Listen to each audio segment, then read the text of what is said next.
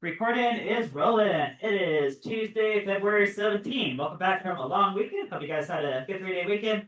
We're going to do a Kahoot, mostly review of some topics that you guys saw last week. So I'll do a quick review with you guys. Okay, and then we're mostly focused on fluids. Now, guys, there are a few Kahoot questions that go outside the box a little bit, but I'm kind of curious to see how you guys handle those. So let's do this review and then hit the Kahoot. All right, so here's the middle stuff. Oh, you know what? Yeah. Okay, I had to remake this earlier. Guys, quiz Friday. That's what I meant to put on here. There we go. No, it's gonna be in class. Quiz Friday. Quiz Friday. Okay. I mean these topics. All right, so we're talking about like pressure, like fluid pressure. There's this Pascal principle. Pressure is transmitted and diminished throughout some contiguous fluid. I guess our Archimedes principle tells you the magnitude of a buoyant force. And then conservation of flow and Bernoulli principle could go hand in hand if you have a big old pipe system. Right, and here, I've got some posters right here. We'll do a review. All right, so its density is mass per unit volume. Now, this should be intrinsic to some material. That means that once you know what the material is, it doesn't matter how much of it you have. Right? For example, water. Guys, what is the density of water?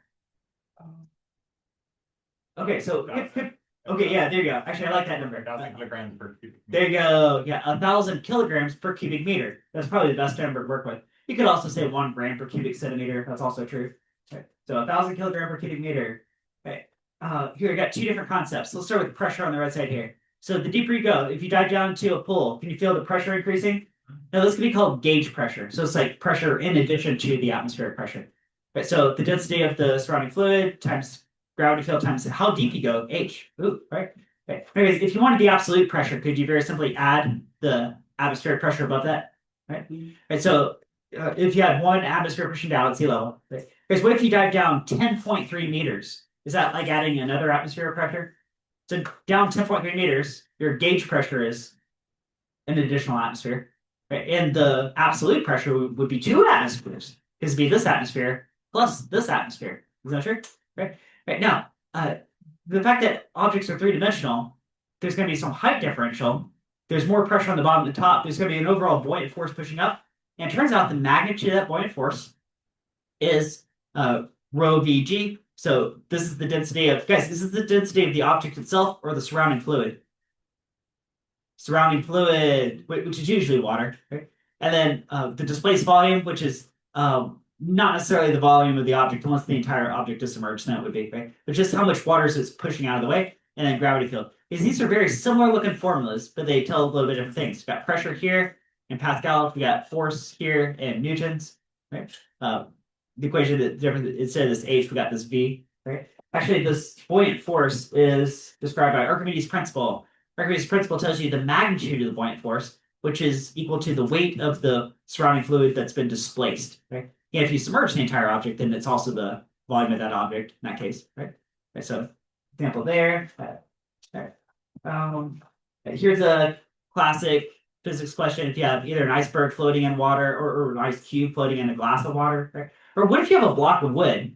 It's the same math, but now you got maybe an object with different density, right? So guys, what if you have a block of wood that has density of 700 kilogram per cubic meter?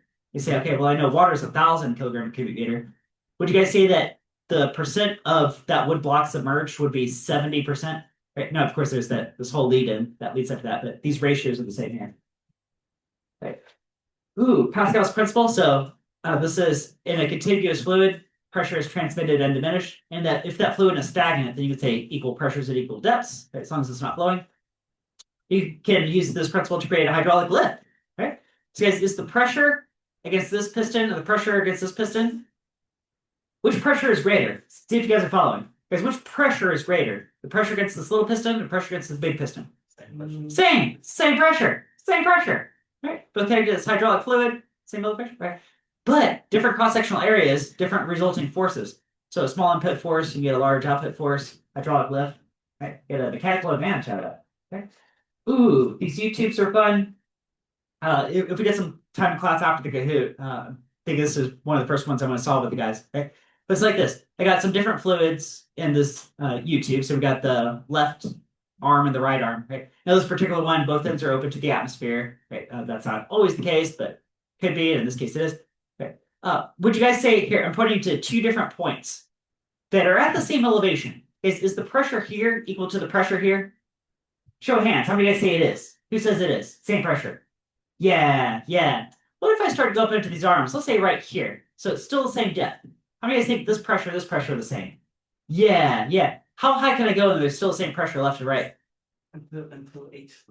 Yeah, right up into this line right here. Now, once the fluid changes, just like some kind of oil or something, probably. Right, right. Okay, now it's gonna be different. Right. But what I can do is I can pick either this point or any point beneath it, left and right, and say the pressures are the same. Okay. Now, in this case, here, let's walk through the story. We got left and right, the open to the atmosphere, so that's the same on both sides. It ends up canceling out. That's here. Okay. If you will go all the way down to this bottom line, you got this H naught and the rho g H naught left and right, so that also cancels out. Okay. But then what's different are these other parts. So I got this row GH1, this row GH2, right? Different rows and different H's, left side. Right? Then right side, this row GH3, row GH4, again, different rows and different H's. Okay? But they have to come out to the same pressure by the time they get to this point or this point down here. Right? So we work with this. Now, if you knew all these variables except for one, like if I didn't tell you, for example, the density of this gold fluid, like what's row 4, but you knew everything else, you could solve for that, right? Okay. That might be a pretty good question. Okay. If you cap one side and close it from the atmosphere, then now these pressures can be different left and right. A little modification there. All right. All right. Let's do conservation of flow. Because if you have a big pipe leading into a little pipe and you run some water through it, is it the same gallons per minute everywhere? Yeah. Yes. And that's called flow rate. Now, this class, we use cubic meters per second. Right. Okay. Now, guys, look at my picture here. Just kind of eyeballing it. Does it look like the diameter of this pipe is approximately double of the diameter of a small pipe? You guys see that? Okay. Yes. Okay. Now, in this equation, I don't see anything about diameter here, but I see something about cross-sectional area. So let's switch the question a little bit. Let's see if you guys are under to it. Who remembers this was from a few days ago? If the ratio of diameters is 2 to 1, what's the ratio of these cross-sectional areas? And it's not 2 to 1. 4 to 1. 4 to 1. Yes, it's 4 to 1. Right? So here, cross-sectional area is pi over 4 d squared. And the most important part is that you're squaring the diameter. Or if I told you the ratio of the radii, which is the same ratio, 2 to 1, right? You have to square that. 2 to 1 squared is 4. Right? Pi over 4 just makes it a circle. Or if I gave you the radius, this would be pi. So it just makes it a circle. Okay? But that doesn't matter. It's circle versus circle, whatever. Okay? But you do have to square. If I give you a linear value, like radius or diameter, and I ask for a cross-sectional area, you very importantly have to square that. So ratio 2 to 1 for the diameter is ratio 4 to 1 for the area. Okay, now, back to conservation of flow then. Another variable that I'm trying to lead up to is speed, the linear speed of the water. Guys, now that you know that the ratio of areas is 4 to 1, is that cross-sectional area is 4 to 1? Everybody sees that. Okay. And tell me, if there's some water flowing through, what's the ratio of linear speed of this to this? It's like right here. What? Equal? Okay, well, it's the same flow rate. It's the same gallons per minute. It's the same cubic meters per second. But guys, if you have 1/4 of the cross-sectional area compared to what you started with, do you guys see A2 is 1/4 of A1? Do you guys see that? Okay. And as total flow rate's conserved, what does V2 have to be compared to V1? 4 times. Do you see that? Right? If I have 1 times 1, that's equal to 1/4 times 4. Do you see that? Right? 1 times 1 is equal to 1/4 times 4. Right? So now the water is flowing 4 times as fast. 1/4 cross-sectional area corresponds to 4 times the speed. You guys see that? Right? And finally, for fluids anyway, that brings us to Bernoulli principle. Okay? So now if you sent a fish swimming around inside this pipe system, guys, would the fish feel a pressure change going from the big pipe to the little pipe? Pressure change? Yes. Remember that if you take a paper and you blow a stream of air over it, what does the paper do? Does it push down or vacuum up? Vacuum. It vacuums up, which is maybe evidence that a moving fluid causes what kind of pressure? High or low? Like a low pressure, yeah, because that's what vacuums, right? So, guys, here's the fish swimming around. Where's the fish feel? Or maybe I'll hit this. Okay? If the fish goes from the big pipe with the slow moving water into the skinny pipe with the fast moving water, right?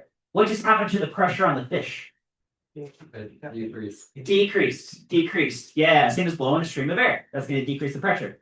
Now I can back that up with an equation. Is this equation right here? In fact, you can throw another twist in here, which is you can also have a height change, right? So now this fish is going from not only a big pipe into a skinny pipe, but he's also going up in elevation. Let's think what would happen to the pressure from both of those factors. Maybe, I'm just going to make up some junk numbers just to give the big idea here. Okay. So everybody sees my picture with the pipe system of the fish. Everybody sees this is Bernoulli principle. Everybody see that? Right. These are all pressure terms. All 6 of these terms are pressure.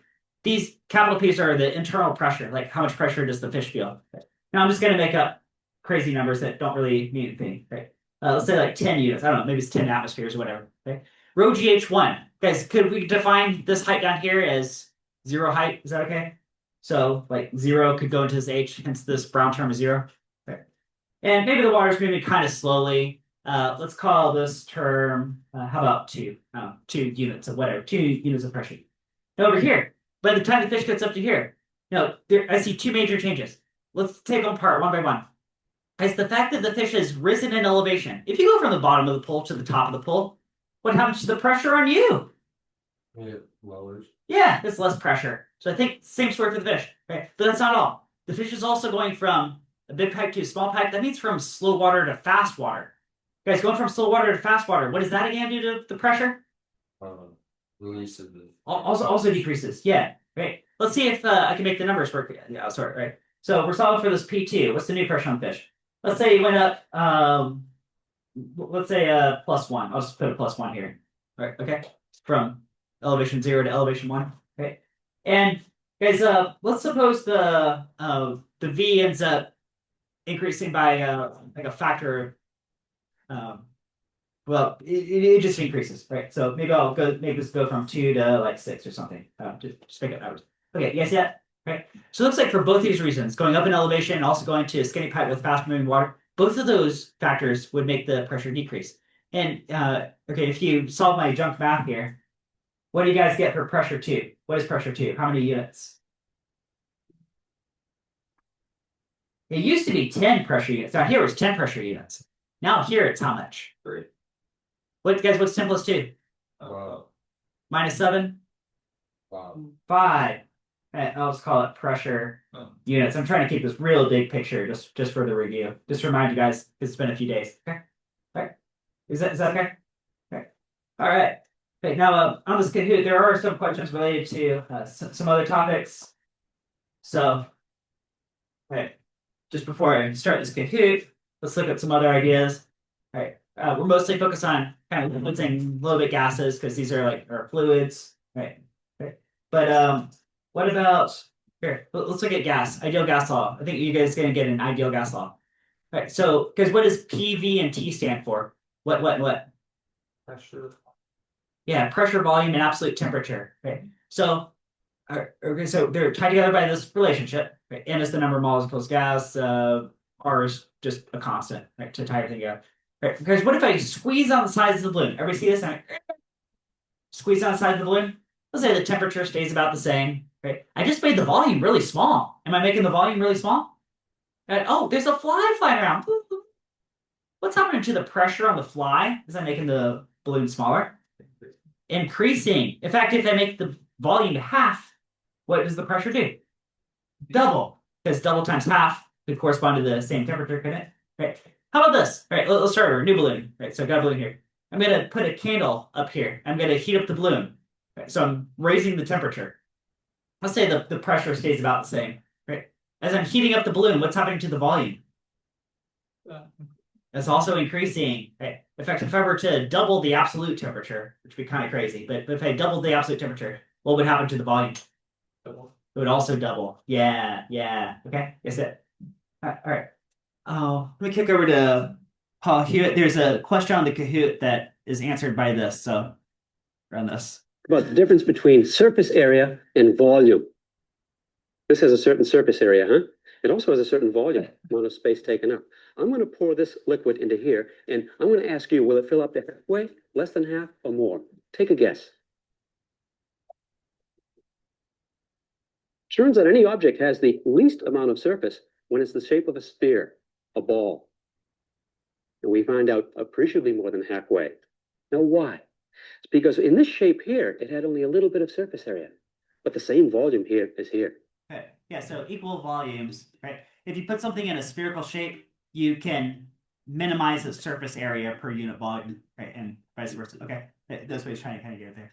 All right. So I think that question's gonna show up on Kahoot. Oh, hear the Kahoot music. All right, let's get going. Depends on the board if you're not in yet. All right, there's some scaling questions here, but yeah, let's see how you guys feel at some of these. All right, density.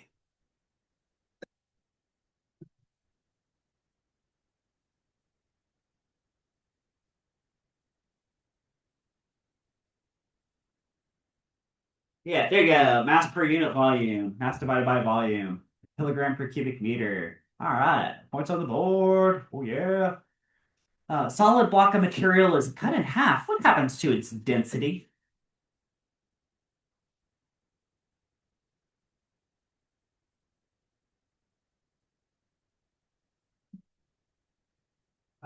Should stay the same. Yeah, unchanged. Okay? His density is mass per unit volume. Like copper has some density. Water has, well, density of 1,000 kilogram per cubic meter. It doesn't matter how much of the material you have. The density is an intrinsic property. Are you guys good with that? Right. So mass compared to volume. So for some material, there's some constant density. All right, we got Spencer not here, Talia, not Gavin, Predator Gavin, Johnny Sins. Less force required to poke through an eggshell. Ooh. Question out of left field. You guys get this. Less force.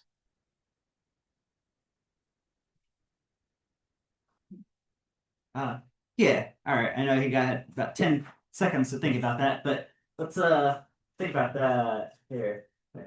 So I got this egg.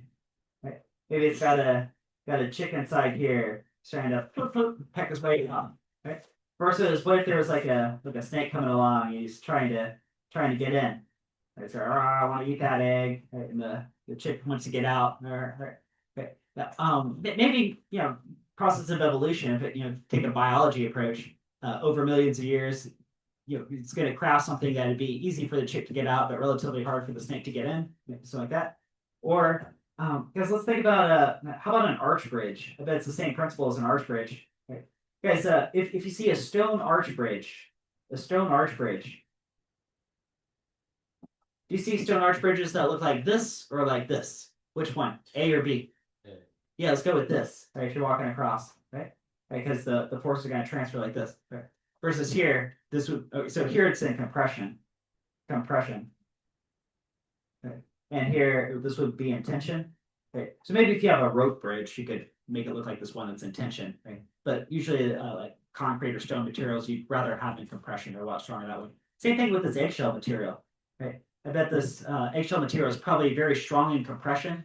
Hence, it's hard to get out or to get in from the outside. But maybe very weak in tension. Like if you press on concrete, it's really hard to break it. But if you pull on concrete, it'll pop apart. Right? I bet it's the same for eggshell material. That probably all goes into that. All right. Which geometric shape has the least surface area for some given volume?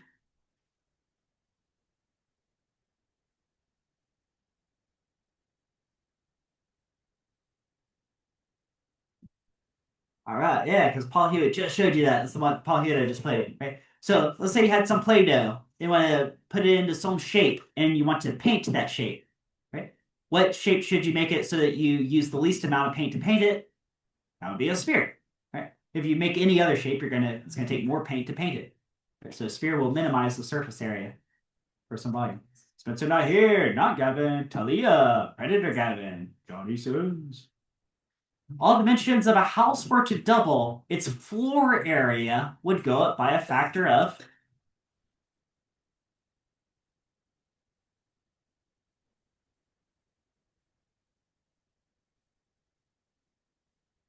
Yeah, 4. I do want to draw this out for you guys. This goes back to scaling from a long time ago. Right, so let's get a house right here. All right, a house. Got a little roof on this thing. Okay. Okay. And okay, what if you double all the dimensions? So we're gonna make it twice as wide, twice as deep, okay, and also twice as tall. Now, guys, does the twice as tall have anything to do with the floor area? No, right. But the twice as wide does and the twice as deep does. If you look at this, here's the original house floor. Maybe it's just one floor, just keep it simple. It was that part I just hashed in right there. Right. But if you double all the dimensions, especially the length and the width, that's really what I care about. You guys see it's 4 times? What if you saw a different question? Guys, what about the total amount of air inside that house? Because maybe we've got an air conditionless in the summer. I say, okay, well now I'm then more thinking in terms of the volume of the air. Guys, if you doubled the length, width, and height of the house, how many times the air is the big house compared to a little house? It's not 4.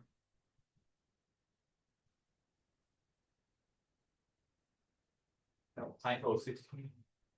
I'm gonna dig out the scaling poster. What if you? Yeah, because you're 8. So Wait. What'd you say? it'll be 8 times. 8? Yeah, 8 times because it's 2 times 2 times 2. Yes. As it's 2 to the power of 3. Right, the floor area is 2 to the power of 2. And then, all right, and the scaling poster's got to be. Yeah, I'm having trouble finding it. Well, yeah, I have to skip. Oh, here it is. Here it is. Scaling. Scaling. Here we go. Yeah. Okay. Okay. So here I'm going a linear factor of 3. Okay. So 9 times as wide, or three times as wide, 3 times as deep. Okay. Then 3 times as tall. Okay. So anything linear would be 3 to the 1. Okay. Anything area would be 3 squared, and anything volume related, like the mass or something, would be 3 cubed. Okay. And this question, you guys got 2 to the 1, 2 to the 2, 2 to the 3. Okay. For doubling the dimensions of the house. Okay. All right, so back to Kahoot. We got Kaiden, not Gavin, Talia, Predator Gavin, Johnny Sims.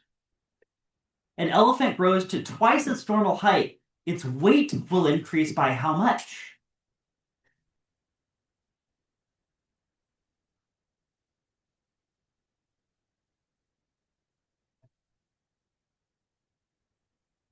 All right. So one of you followed Hossein here, right?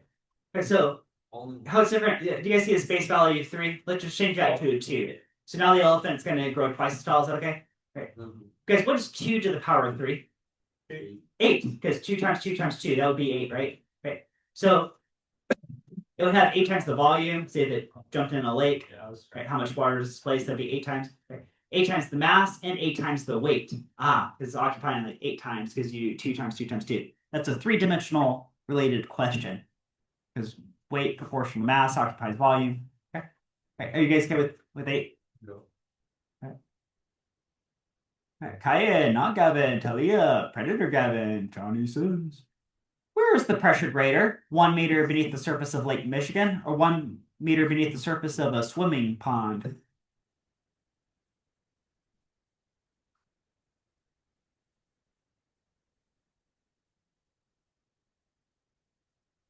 Yeah, it's the same pressure. It's just 1 meter down either way. Isn't it just rho GH? It's the same rho, 1,000 kilogram per cubic meter.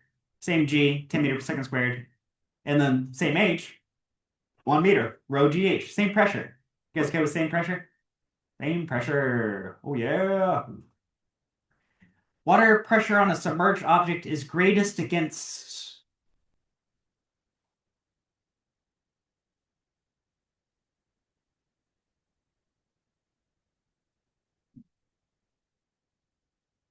All right. Yeah, you guys said the bottom of the object. Bottom of the object. We go.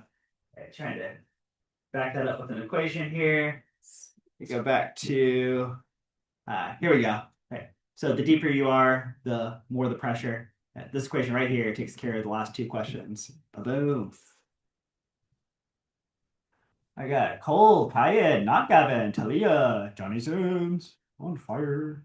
Archimedes' principle says that an object is buoyed up by a force equal to.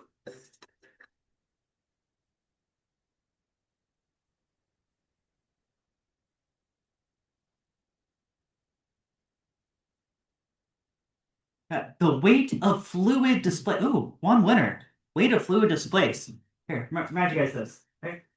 So, when he got this, okay? You guys remember Paul here did this experiment, right? Where he had this weight, and say it was 10 newtons, okay? And then he submerged this in water, and the weight rating went down to 7 newtons. Okay? So guys, let's go step by step. Because what is the tension in this string right here?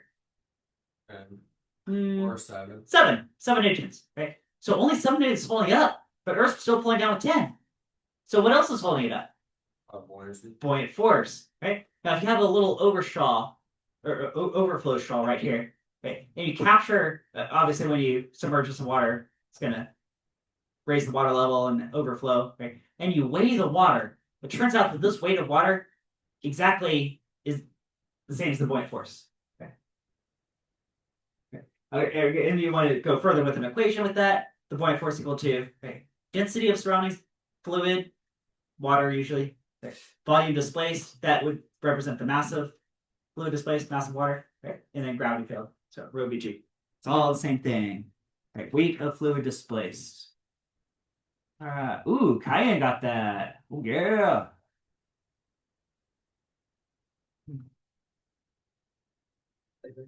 Two equal-sized buckets filled to the top with water. One of the buckets has a piece of wood floating in it, making its total weight what?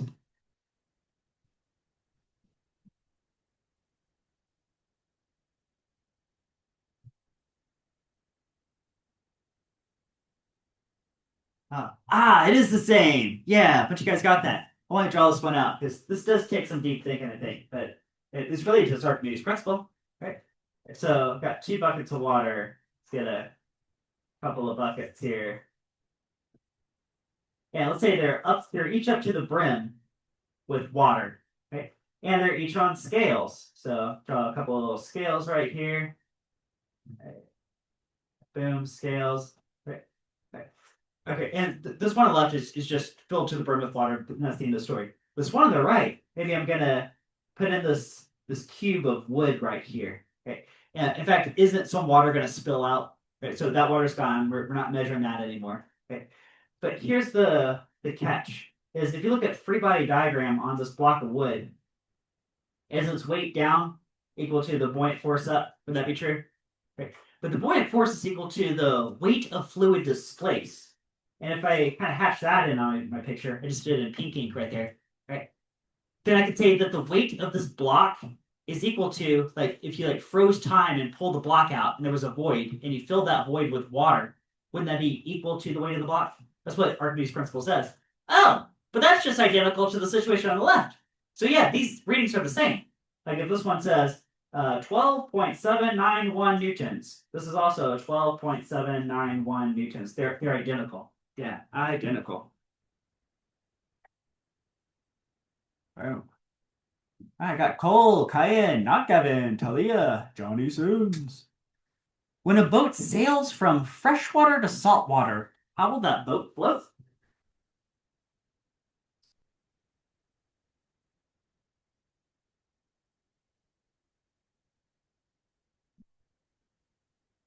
Yeah, higher in the saltwater. Okay, because what's the physical difference between the freshwater and saltwater in our equations? It's the density. Density. Yeah. So if we go back over to the Archimedes principle, right? Okay.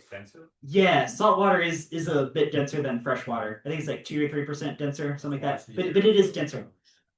Now they're in the same gravity field. Right? And guys, does the boat itself weigh about the same? The boat weighs the same either way, right? Yeah. We control that. And if that's true, should the total buoyant force be the same on the boat either way? Because it's got to balance out its weight, so that's got to be the same. So this is the same. This is the same. Right. So in salt water that's very, very, very dense, I'm exaggerating a little bit, but this rho is larger. So the displaced volume has to be smaller. If I draw that out, what I mean, and maybe I'll give you guys an exaggerated picture again. Let's say this boat is going from a river into the ocean. Okay, so maybe here's a river, right, and then here's like the ocean. Right. So freshwater and salt water. Okay. Right. So here's the boat going through freshwater, and then when it gets to the ocean and salt water, it's gonna rise a little higher. Again, my picture is exaggerated. What exactly about that? Okay. Okay. But the amount of water displaced here is going to be not as much as more than it is in the ocean. It's going to be not as much in the ocean. because this water is so dense. Okay, it can push that boat a little higher. Okay. And it would be a tiny difference. All right. Anna, Kyan, not Kevin, Talia, Johnny Sims. Hydraulic, lift. Hydraulic lift.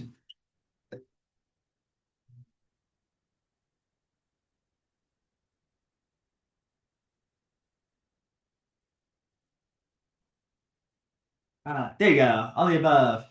So, hey, remind you guys, there's hydraulic lift. Okay, so Pascal's principle. So that's got to be part of the answer at least, right? Pascal's principle. Right. Liquids transmit pressure and emit. Okay, that's also Pascal's principle, restated. One piston is larger than the other piston. That's setting up a mechanical advantage right there. Yeah, put it all together. Yeah, hydraulic lift. Anna, Kyan, not Gavin, Talia, Johnny Sims. Which side of a hydraulic lift is the input force supplied?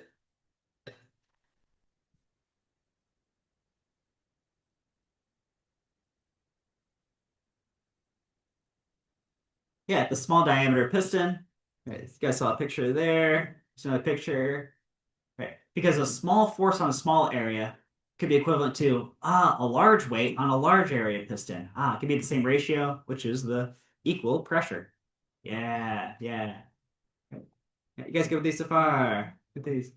Anna, Kyan, Talia, not Gavin, Johnny Sims. Volume of water displaced by a 20,000 Newton boat that's floating.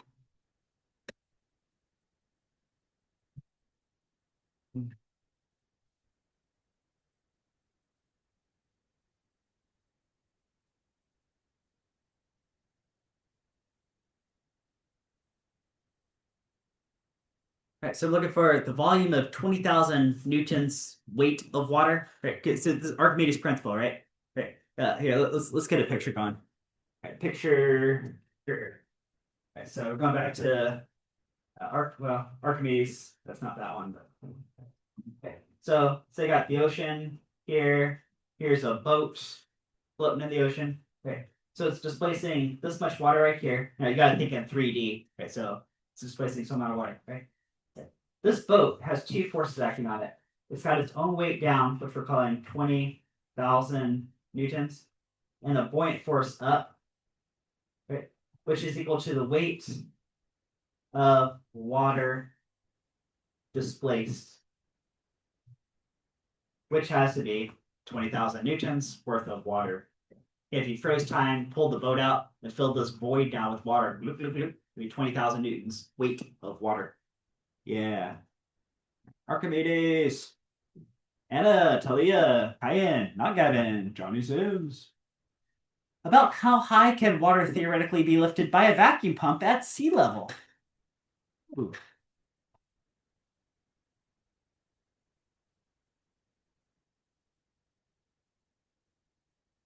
Yeah, 10.3 meters. You guys remember that? 10.3 meters? Right. So the amount of atmospheric pressure we're in right now is about, it's as if we're at the bottom of a 10.3-meter pool full of water. Right. Of course, we're under an atmosphere several kilometers thick. Right. So, yeah. Right. Okay. And then, so if you use a straw, guys, what if you had a really, really long straw? Right. If you had a straw that was 5 meters long, could you reach down 5 meters and pull up water 5 meters? Could you do that? Yes. Yeah. What if you had a straw that was 20 meters long? Could you pull up water 20 meters? No, because there's not enough atmospheric pressure to push that liquid up. So it would run out after about 10 meters worth. Yeah, yeah. All right. You squeeze a balloon to half its size, what happens to the pressure?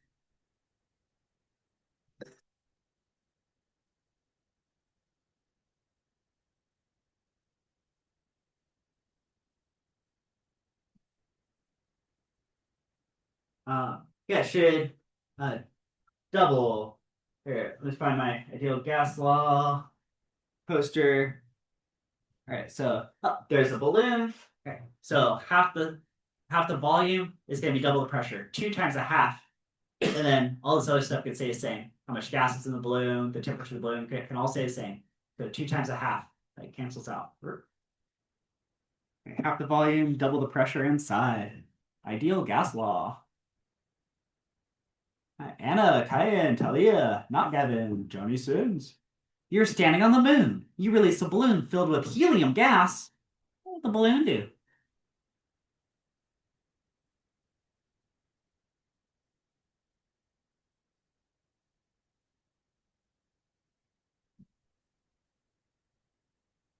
Did you guys say, oh, okay, so some of you guys got that. I'm trying to find my Archimedes principle right here.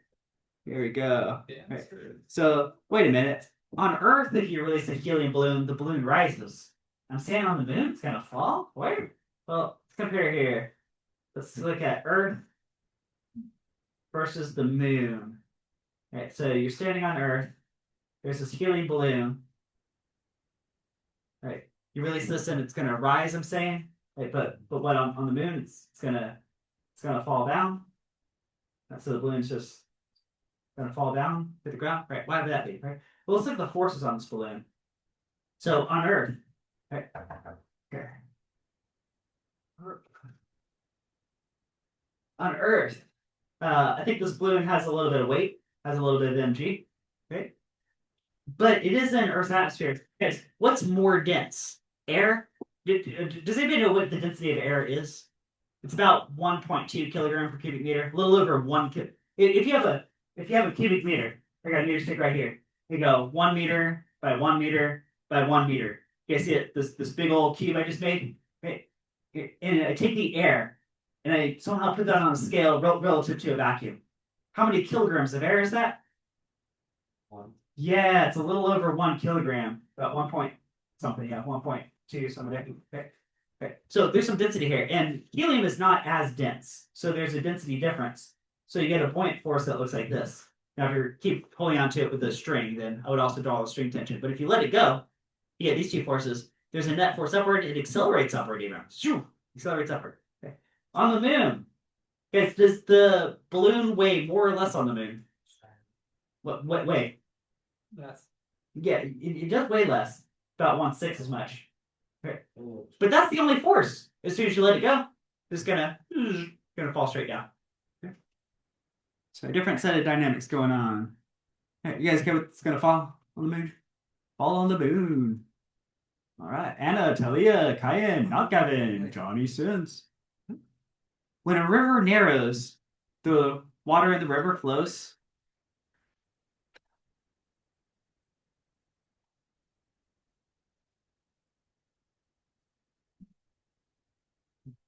Should be, yeah, faster. There you go. Because you guys remember conservation of flow. There you go, conservation of flow. Right? Narrow pipe flows faster. Water flows faster. All right. On a windy day, atmospheric pressure, sounds like Bernoulli.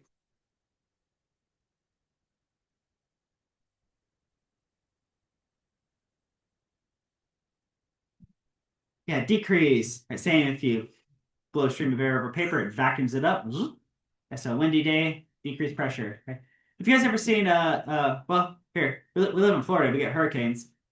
Is it possible that if there's a strong wind over a house roof, what's it in danger of doing? Is it gonna crush the roof down or is it gonna vacuum the roof up?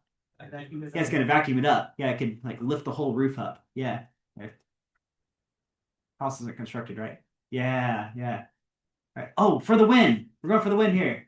All right, we got Anna, Talia, Kyan, not Gavin, Johnny Sins. Who will win? The reason shower curtain pulls to the inside of a tub during a shower.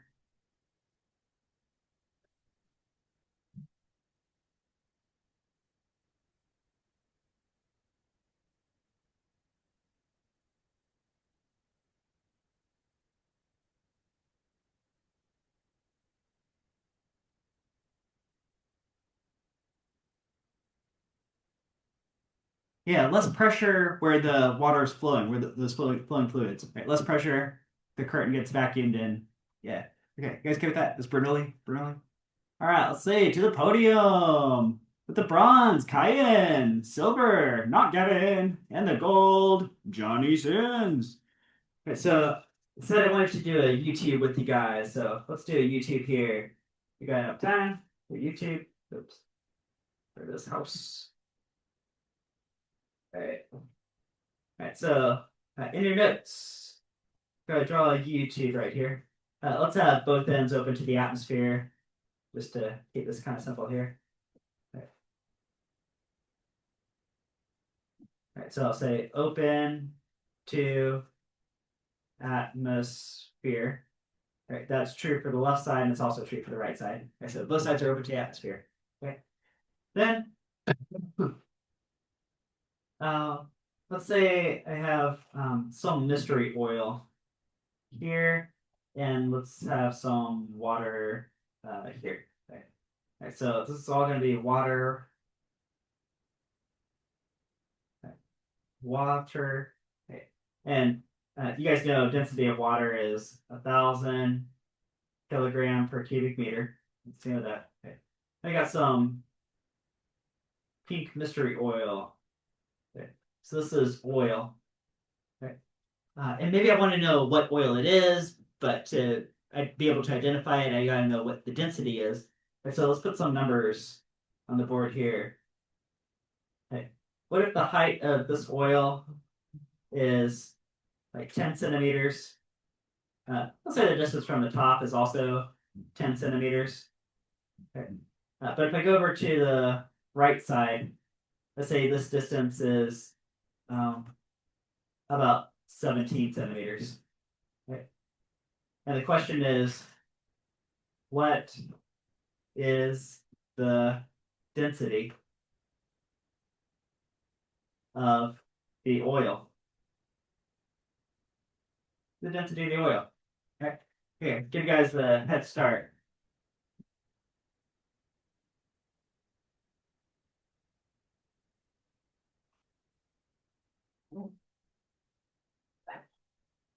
All right, everybody solve this. All right, anybody know the answer?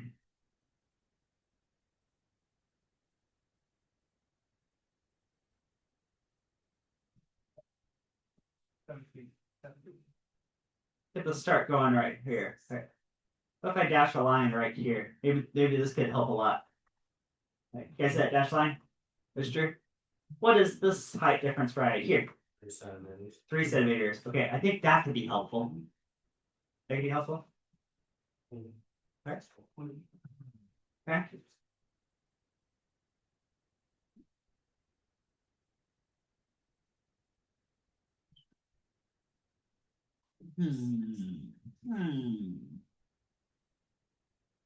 Okay, how about now? Okay, here. Start walking through this with you guys. Right. So can I say the pressure here is equal to the pressure here? Yeah, I could say that all the way right up to that dash line industry, right? So I'm going to set up an equation that compares that point to that point and says that the pressures are equal right at those points, left and right. So pressure left equals pressure right. Again, it's these points specifically. Okay. Okay.